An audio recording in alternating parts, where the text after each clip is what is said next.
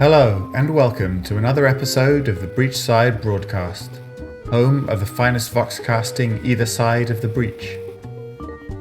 There are many outlaws in Malifaux, although some would say the law only extends so far, and that the gangs who stay beyond the guild's reach are a law unto themselves.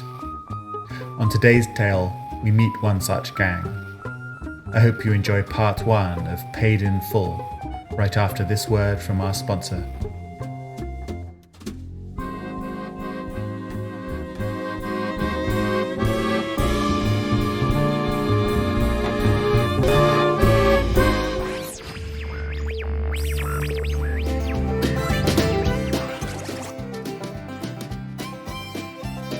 This episode of the Breachside Broadcast is brought to you by Malifaux Medical and Mortuary Supplies. Come on down for tourniquets, bone saws, bandages and leeches.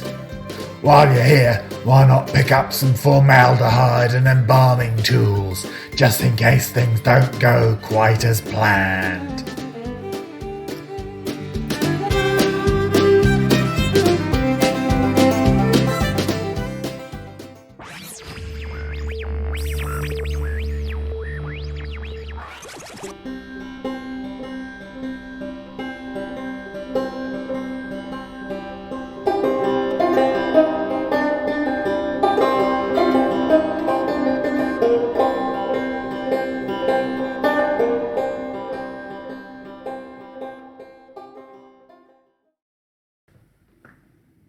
Paid in Full by Justin Gibbs and Mason Crawford. Dr. Mitchell gazed sullenly out of the window of the train and took another sip from his flask. They were an hour out of Ridley, and the terrain had yet to change. The rolling red shapes of the northern hills stretched as far as he could see. Even the horizon was muddied by a plume of reddish dust. The doctor could imagine that outside the rest of the world had fallen away, swallowed by the dull monotony of the landscape. Out of that gloom something caught his eye, a pitch-black form on one of the hills. If he didn't know any better, he would have sworn it was a jackal, and it was looking right at him. Not at the train, but him. He took another long swallow from his flask and shook his head before looking again, but the jackal was gone. That was all he needed right now to start seeing things. He already had one failed marriage and 2 failed medical practices under his belt, the one Earthside and the one he'd tried to start in Ridley. Why not have his mental faculties fail him as well? He grimaced and took another drink. "Do you know the easiest way for a man to torture himself?" A voice spoke up from beside him. Mitchell turned and inspected the man who occupied the seat next to him for the first time since he'd boarded the train. He was lean and tall, his clothes the same muted tones as the dust outside. His hat was low, hiding most of his face. But 2 piercing blue eyes peered at the doctor, set above a strong jaw covered in a few days of stubble. "No, I don't suppose I do," Mitchell replied. "To misunderstand his place," the stranger said. "A man can be happy digging coal his whole life, but he gets it in his head he needs to own the mine, and suddenly he's miserable." The stranger shrugged. "You look like a man who might be trying to find his place." The doctor eyed the man and took another long swallow, emptying the flask. "I practice medicine. I damn well know my place. It's stitching wounds and soring legs. I just need to take a trip back to Malifaux City to drum up some more funding for a practice. Not that it's any of your business." Mitchell grimaced and stuck his empty flask back into his bag. "I suppose you know your place?" The stranger tilted his hat. "Nice to meet you, Doc. The name's Parker, and at the moment my place is right here on this train, robbing it." Mitchell stared at the stranger for a moment before he threw his head back in laughter. The stranger smirked in amusement. A few other passengers gave the 2 sidelong glances before the doctor's laughter wheezed to a stop. "That was good. There's a whole car of guild guard behind us." "I know," Parker replied, pulling one of his pistols from its holster and planting it into the doc's ribs. "Now, is there a gold pocket watch attached to that chain?"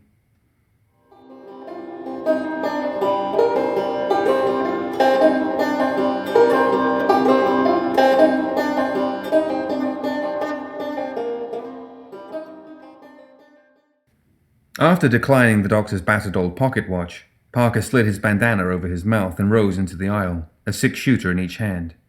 "Ladies and gentlemen," he bellowed, "I'm afraid that your trip will experience a minor delay due to robbery."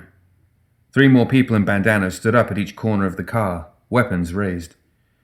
Within minutes, Mitchell and the rest of the passengers had been herded into the front of the car. 2 of the robbers, both women, kept their clockwork revolvers trained on the passengers as they methodically relieved them of any valuables and weapons. "Do you have any idea who I am?" a man in a black-tailored suit roared. He was stocky and balding with a weak chin. "I'll have your hides for this." One of the women stepped forward and smashed the butt of her pistol into his face. She peered at him over her red bandana, blonde locks of hair framing her face as she pressed the revolver to his chest. Her voice was low and controlled. "Do you want us to know who you are?" The man's eyes widened and he shook his head frantically. "Very good," she said as she relieved him of his money clip. "Any trouble back there?" Parker called. He had jammed the door to the adjoining car shut and taken up a position at the rear, away from the passengers. Across from him was another robber with a thick build and bright red hair, toting a shotgun. He had taken up position at the window across from Parker. "Just some folks who aren't accustomed to being robbed," the blonde woman called back. "That's good," Parker shouted. "They generally have more to take." He turned back to the red-haired man. "All right, we're almost to the horses. I'm giving the signal." With that, he opened his window and waved a spare bandana. The train immediately began to slow. Mitchell realized there must be another accomplice with a gun on the engineer. He shook his head at the madness of it all. Parker leaned out of his window and began shooting at the car behind them, quickly emptying one pistol and then the next. The red-haired man was firing his shotgun out the opposite side. Whenever one of the men stopped to reload, the blonde woman would run to that side of the car, lean out the window and provide covering fire, ensuring that the hail of bullets never fully let up, as the last woman kept an eye on the dock and the other passengers.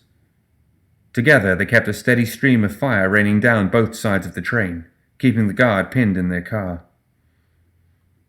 The blonde woman let out a sharp hiss and clutched her arm. A shot from one of the guardsmen in the other car had winged her. Parker turned his head briefly. "We're slowing, it's time." He pointed at Mitchell. "That one's a doctor. Grab him and another hostage, and we'll make him patch you up once we're in the clear." The woman gestured to the dock and the argumentative man in the fine suit. "You 2 are coming with us. Any of the rest of you get any ideas, you'll end up coming along too." Mitchell swallowed hard and looked around. It didn't look like anyone else was going to be putting up much of a fight. And why should they? The bandits weren't interested in them. As the train slowed to a near halt, the blonde bandit shoved Mitchell and the other man out of the car and off the train. The doctor hit the ground in a hard roll, coughing and spitting dust out of his mouth as he came to a stop.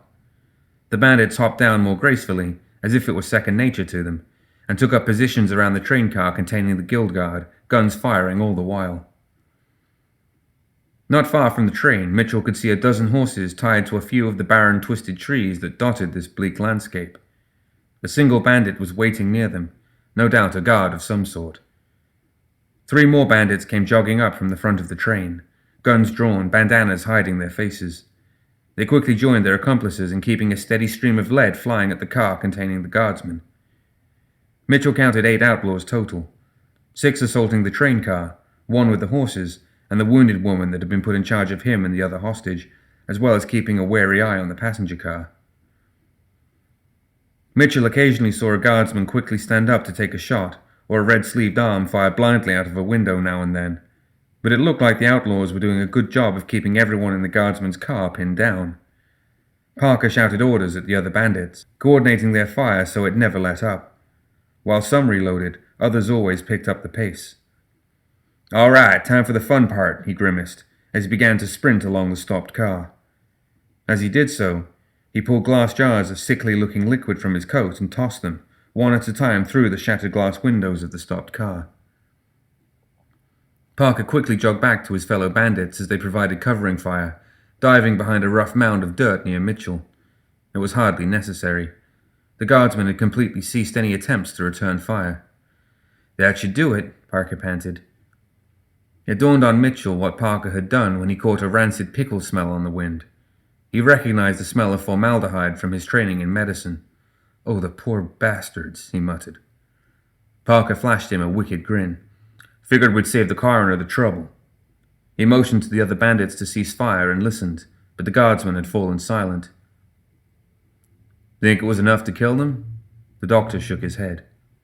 "Amelia," Parker called to the blonde woman. "Go take care of the express car. I've got a bad feeling about this."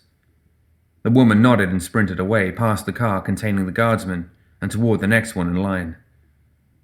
Once she was out of range, Parker carefully peeked out from behind his cover. "Drop your weapons and come out with your hands in the air and you won't be harmed." There was no response from the car, only shuffling sounds and the crunch of broken glass under moving weight. "The name's Parker Barrows," he shouted. "You're probably familiar with my work. I don't kill guardsmen when I don't have to, but you folks aren't giving me much of a choice here." "I've seen the wanted posters." The wheezing voice belonged to a woman. "Why would you let us go? We know who you are." "Because killing people makes it less likely people will just give up. It's bad for business. Besides," he added, his voice taking on a lighter tone, "if you keep shooting blind like that, you might hit one of my horses. Do you know how much the guild charges for a good horse these days? It's robbery." There was a tense moment before the woman shouted, "You're outnumbered." It sounded desperate.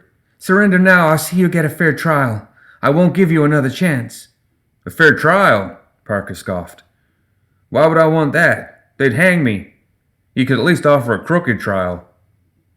Mitchell felt everything go silent. The bandits were pressed flat against the ground or crouched behind whatever cover they could find, guns trained on the car.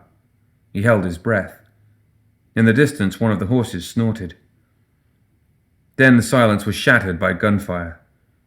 Guardsmen kicked open the doors of the train car and rushed out from both sides. Their companions still inside the car stood up and started shooting.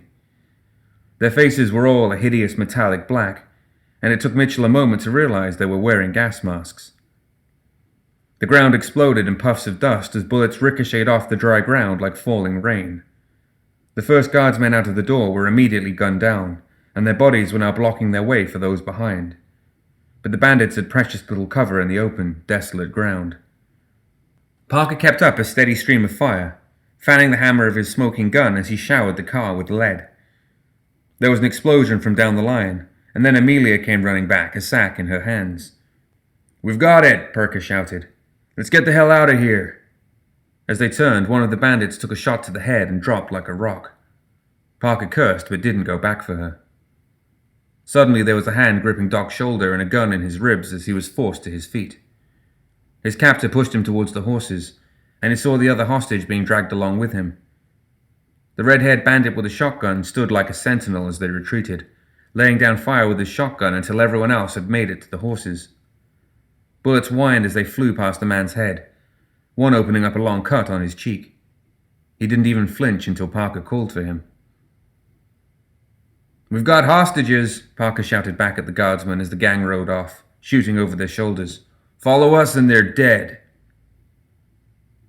It struck Mitchell that the guild probably didn't care much if he lived or died. Without horses, he wasn't even sure how the guardsmen would follow them, even if they were so inclined. As they rode out, Mitchell thought he saw a black jackal in the distance, watching him.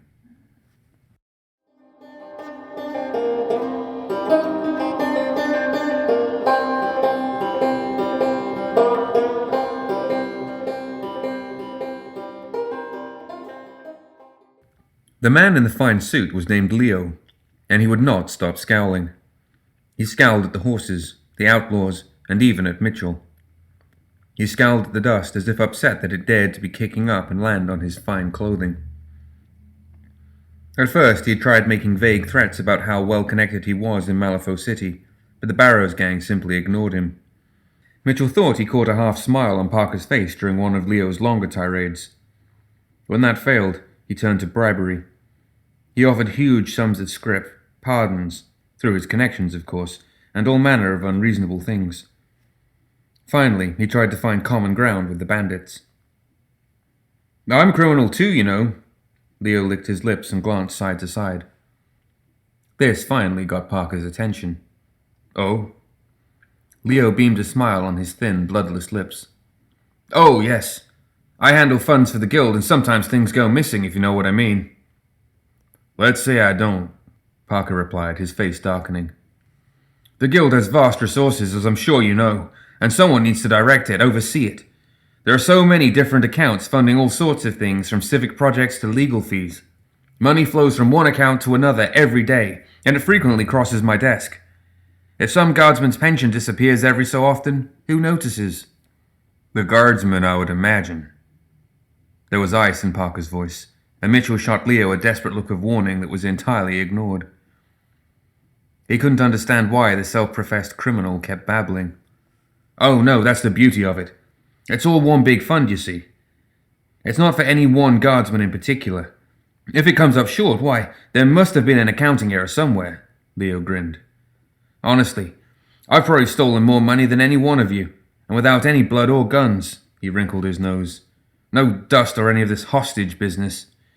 It's a completely victimless crime, but it's a crime nonetheless. So you see, we're not so different, you and I."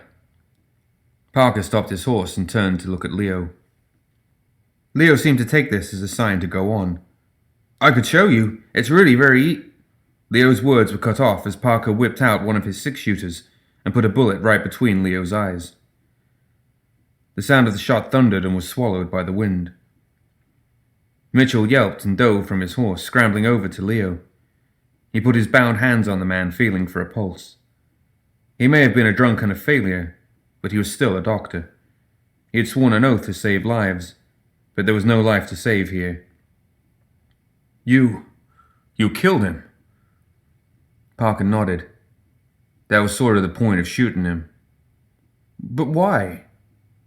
Parker regarded Mitchell for a moment from atop his horse, his duster fluttering in the dry wind. A man who takes from others and who doesn't earn his living doesn't deserve to live. The doctor's mouth fell open, and he stared at Parker with a look of confusion. He considered pointing out the hypocrisy of what the bandit had just said, but that seemed like a decision that could be hazardous for his health, so he forced himself to shut his mouth. Parker snorted. "I know what you're thinking, but I earn my living. I earn it with my guns, and I earn it with my fists. If I steal from a man, he damn well knows it, and if he has issue with that, well, he's welcome to try and take it back from me." Parker tugged on his reins, turning his horse away from the doctor and the corpse. "Come on, Doc. We'll be riding hard till sunset." Mitchell was still lying prone on top of the dead man. He'd been forced to so he could look for a pulse with his hands bound. There were no eyes on him as the gang readied their horses to move again, and beneath him he could feel the hard bulge of a weapon in the dead man's coat. With shaking, tied hands, he grabbed it and shoved it into his waistband before covering it with his shirt. It was a little flintlock, but lethal enough. "Hurry it up, Doc. It ain't your job to bury the bastard," the blonde woman called. He climbed to his feet and sprinted back to his horse, where one of the bandits helped him back into the saddle. As they began to ride again, he felt the cold steel of the weapon digging into his side.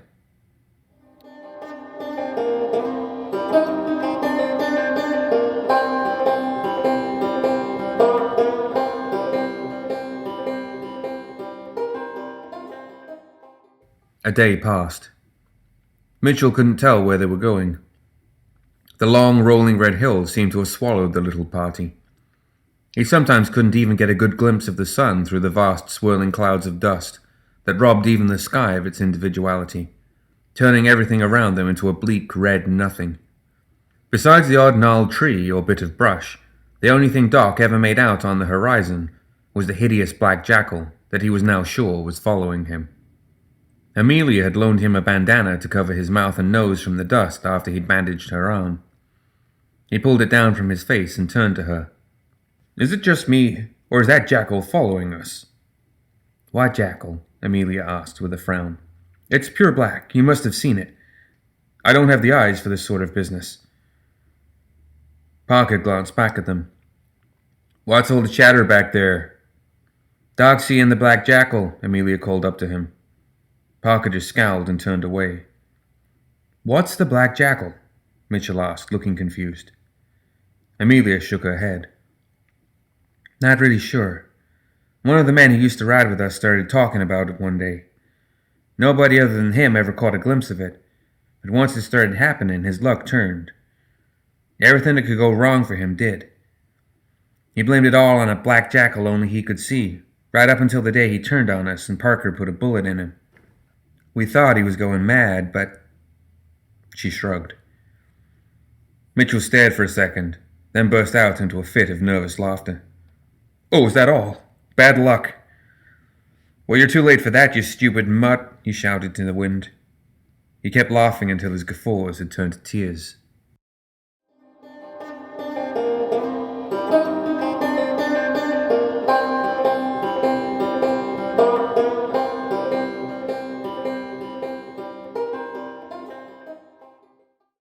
It was another hard day's ride through rough terrain before they came to the hideout of the Barrows Gang. Along the way, Mitchell had tried to get to know some of the gang. In part, it was a survival mechanism. If they knew him, he reasoned, then maybe they would be a bit more hesitant to kill him. In part, though, it was just something to help him whittle away at the oppressive monotony of the trip. If nothing else, it had convinced them that he was harmless, and that had led to them removing his restraints, allowing him to discreetly transfer the flintlock to the bottom of his medical bag. He had tried to talk to the red-haired man Parker called Mad Dog, but he never got more than a grunt out of the man. Eventually, Mad Dog had simply glared at him, and Mitchell had taken it as a sign to back off. Strangely, the man seemed to have just as few words for his companions. This surprised Mitchell, who had gotten to know all of the other outlaws at least a little, but not enough to risk pressing him. The hideout of the Barrows Gang was an old, abandoned ghost town. The crumbling wooden buildings were slowly being swallowed by the red dust as the land did its best to wipe away the structures with which it had been marred.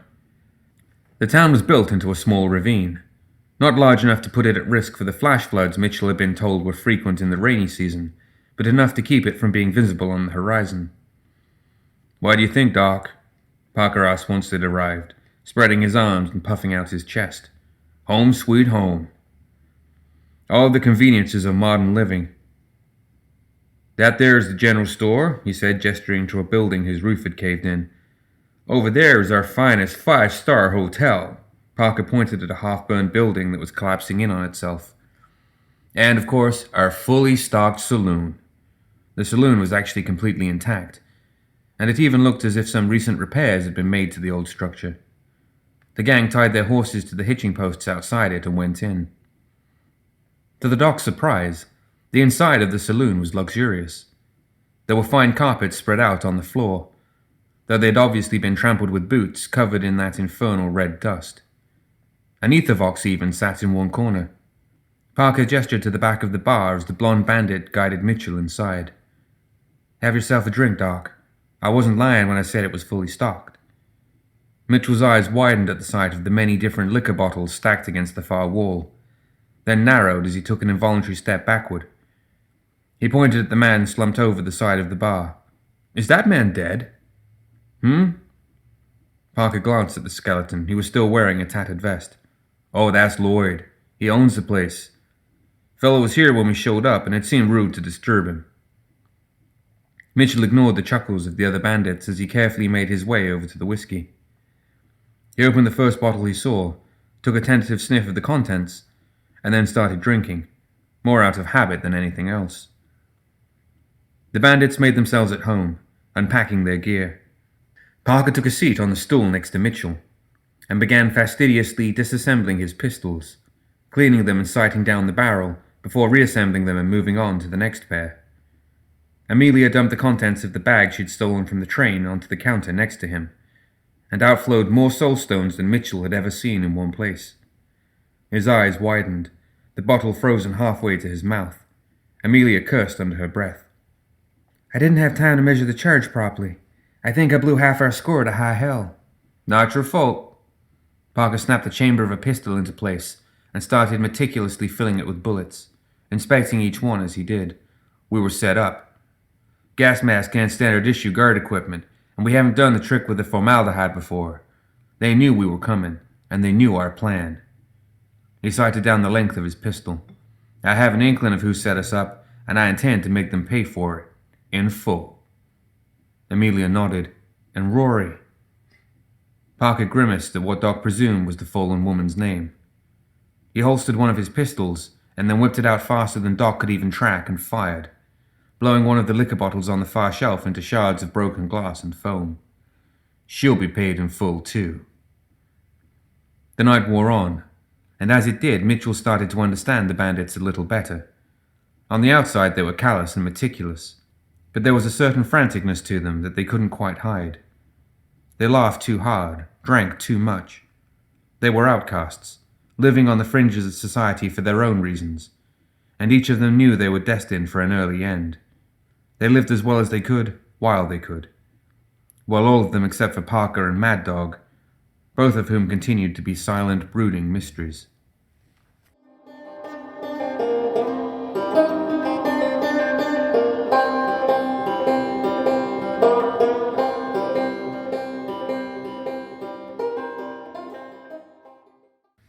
Hours later, after most of the other bandits had retired upstairs to their beds, Mitchell slumped down in a cushioned chair opposite Parker, who was nursing a tall glass of whiskey. From the stories they tell back in town, the doctor chuckled, his voice only slightly slurred from his own half-bottle of the stuff, I would have thought that the life of an outlaw would be harder than this. He looked around appreciatively, nodding his head in silent approval. It's not a bad set. Mitchell's voice trailed off as he turned back to Parker and found the man glaring death at him from over the top of his glass. After a long moment, Parker leaned forward and carefully set his glass down on the table between them. You think I'm an outlaw? Whose laws do you think matter out here? He asked, his eyes never leaving the doctor's own. Mitchell laughed nervously. Just trying to make conversation, he mumbled. There's no law out here in Malifaux. There's the lie that everyone follows in order to keep the guild from taking away everything they have, but that isn't the law. It's fear and extortion. Parker's gaze was like two burning embers, and Mitchell squirmed in his seat. The people in Malifaux City, in Ridley, on that train, the bandit continued, they follow the so-called law so they can pretend they're safe and sleep at night. Mitchell nodded furiously in agreement, and it seemed to mollify Parker. The bandit picked up his drink and leaned back in his chair, suddenly seeming very tired. I can't be an outlaw in Malifaux. You can't be outside something that doesn't exist. Before he realized what he was doing, Mitchell's mouth had given voice to the question in his mind. So you're stealing to prove a point? Instead of becoming angry, however, Parker just grinned and swirled the whiskey in his glass. Nah, I do that because it's fun.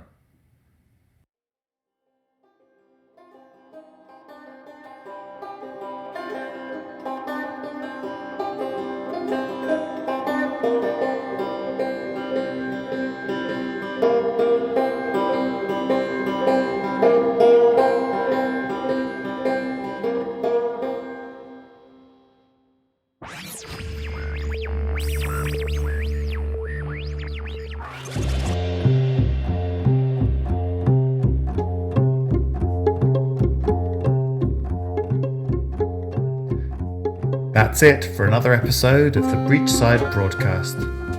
Join us next time for the conclusion of Paid in Full on Tales of Malifaux.